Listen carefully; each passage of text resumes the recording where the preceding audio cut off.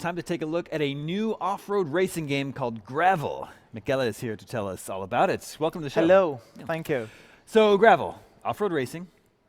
Yes, it's something unique because nowadays it seems like this kind of game is somehow missing from the market because it's an arcade-toned racer. So it's something that is very pick-up and play. It's a car-based, as you can see, racing game, and it's completely off-road. So it's got some strong points that we can cover because one of those strong points is the variety of things you can do inside.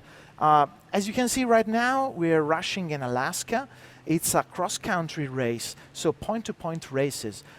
Then there's some kind of very different races. Some of them are hosted into stadiums, some other in some other wild locations like an iron mine in Australia. Then we have some other races that are half tarmac and half dirt, so lots of different environments to play with. There are 4 main disciplines, and these environments are split in this kind of different disciplines. And the vehicles also are very different and variated because you might use rally cars, present or vintage ones, but also some huge trophy trucks. So lots of things inside of this kind of game. But the common trait is the ease of the approach. You can easily grab it and be having fun in 1 minute. Yeah, you clarified this is an arcade racer, not a sim. So it's not a simulation-oriented. It's an arcade-oriented racer. There's tons of content, tons of game modes, but the common thing is that you can have a very much fun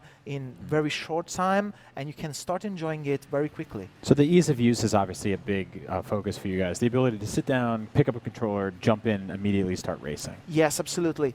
And you can keep yourself entertained because there are so many game modes. So being not realistic oriented, you can have different ways to enjoy the gameplay, like, I don't know, elimination challenges where the last one after some time is eliminated. And it's important that it's different from rally games because here you're always pitted against AI or multiplayer, other humans players, while rally is always against the clock. So it can be somehow boring or it's a niche game, but this kind of game always pits you against some opponent, so it's much more open and compelling. So there's a ton of things to discover inside. Now, obviously, we see the car right here was completely covered in mud. Yeah. I'm wondering, sort of, how wrecked can these vehicles get? Oh, you can pretty much wreck the cars because they can start picking damage. They start losing parts. There's always some impact on the performance of the cars, but being a light approach to simulation, it's not so heavy, so it's not like you destroy the car, it is impossible to win. It's something like it changes a bit the handling, but you still have your chances. And it's more about the visuals, like covering the car in mud and dirt. When you splash into water, it cleans up a bit. So realistically looking, very pick up and play at the same time. That's awesome. So you mentioned there are 4 disciplines in the game: cross-country checkpoint chases, track-based sprints, jump-filled stadium events, and how about this one, combative races? Yes, there are this kind of 4 different disciplines. Some of the environments are used only in one discipline, so this kind of stage only takes place in the cross-country in Alaska, and the variation is very nice because here it's pretty much a all flat-out race where you have to navigate the checkpoints. Running into a stadium is a completely different affair because there it's about rhythm, memorizing the turns, it's very tight and technical. Then we have some speed cross races where you alternate tarmac and dirt, where you have to learn how to master those 2 levels of grip during the race. So many things to encounter and to entertain the players with, always mainly on off-road challenges. Sure. Now, are you guys working with like authentic car manufacturers? Are you creating your own vehicles from scratch? No, all the cars are real because you know, people want to race with some real cars from the present, like rally cars or trophy trucks. We also have some serious fun service with the old rally cars that everybody loves, from the Lancia, from the Toyota. So these cars are inside the game. All the cars are real.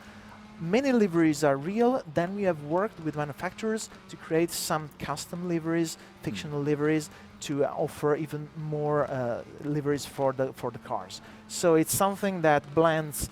These trucks are real because are rallycross stages that are existent. Then some have been designed by our design team to create some unique challenges, like in Alaska you jump over a train, you move from the woods to the river, so it's very different.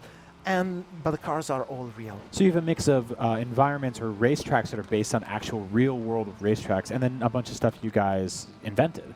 Yeah, because we said, okay, this game is not based on a single license. We can do whatever we want. So, okay, let's open the freedom of thought and try to find the best places. So you'll be moving from deserts to snow, from Alaska to Australia, from Europe to the US.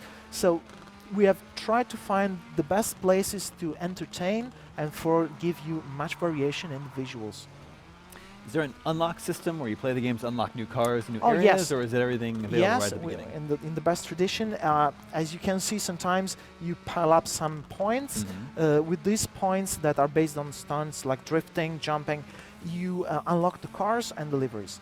But there is a different unlocking system during the Gravel TV, the career mode. Right. That is something very, very big and unique for the title. Yeah, can you speak to that? The Oh, career yeah. mode? You enter a game mode that will be lasting some 10 to 15 hours, and it's something like a fictional TV show. You enter, and there are these themed episodes, grouping events. You enter the episode, and you can tackle the events in whatever order you want. Then you have to unlock the next episodes by scoring up the stars, that is the value inside there.